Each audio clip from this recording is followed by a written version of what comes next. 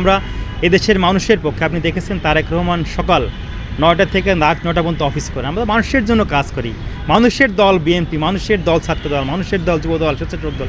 আমরা মানুষের জন্য কাজ করতে চাই। অতএব রাজপথে তো আমরা সবসময় বিগত ১৭ বছর ধরে ছিলাম, এখনও আছি। যারা মানুষ হত্যা করার পক্ষে এবং যারা মানুষের গণতান্ত্রিক অধিকার ছিনিয়ে নেওয়ার পক্ষে ছিল, তারা যদি কোনো অপকৌশলের রাজনীতি করে, তারা যদি কোনো অস্থিতিশীল পরিস্থিতি সৃষ্টি করে, সেটা রুখে দেওয়ার জন্য বাংলাদেশের মানুষের সাথে বিএনপি সবসময় রাজপথে ছিল, আগামীতেও থাকবে ইনশাল্লাহ। বাংলাদেশ জাতীয়তাবাদী দল বিএনপি উদার গণতান্ত্রিক রাজনীতি বিশ্বাস করে। তা না হলে ওবায়দুল কাদের কিন্তু বলেছিল যে আওয়ামী লীগের পতন ঘটলে বাংলাদেশে ৫ লক্ষ মানুষের মৃত্যু ঘটবে।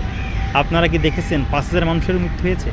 আমরা তো সেই রাজনীতি বিশ্বাস করি না। আমরা হানাহানি, সংঘাত, হত্যার রাজনীতি, গুমের রাজনীতি, খুনের রাজনীতি শহীদ প্রেসিডেন্ট জিয়াউর রহমান চাননি, দেশনেত্রী বেগম খালেদা জিয়া চাননি, তাদের সুযোগ্য পুত্র জ্যেষ্ঠ পুত্র তারেক রহমানও চান না।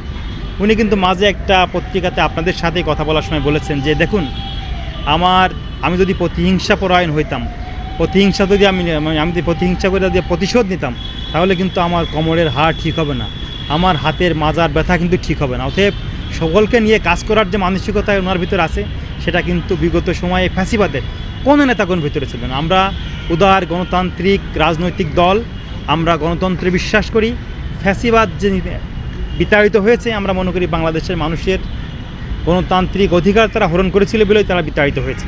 বাংলাদেশের মানুষ তাদেরকে বয়কট করেছে এবং আমাদের বার্তা স্পষ্ট, বাংলাদেশের আইন শৃঙ্খলা রক্ষাকারী বাহিনী আছে, যারাই উস্কানিমূলক, যারাই এই পরিস্থিতিকে স্থিতিশীল পরিস্থিতিকে অস্থিতিশীল করার জন্য যারা চেষ্টা করবে, আইন শৃঙ্খলা রক্ষাকারী বাহিনী তাদের বিরুদ্ধে ব্যবস্থা নেবে। দল হিসেবে, সংগঠন হিসেবে প্রতিহত করার কিছু নেই। তারা বাংলাদেশ থেকে এমনিতেই বিতাড়িত আছে। এদেশের মানুষ ভোট দিয়ে বিএনপিকে জয়যুক্ত করেছে। তো এমনিতেই তো গণতান্ত্রিক পরিবেশে বিএনপির পক্ষে জনশক্তি, জনসমর্থন সবসময় বেশি ছিল। এতদিন আমাদেরকে গলা চেপে ধরে রাখা হয়েছিল, যার কারণে ফ্যাসিবাদ। আওয়ামী লীগ কিন্তু পরপর 3বার ক্ষমতা ছিল, কখনোই কিন্তু মানুষের ভোটে ছিল না। বিএনপি মানুষের ভোটে নির্বাচিত সরকার, তো সবসময় মানুষ বিএনপির সাথে আছে।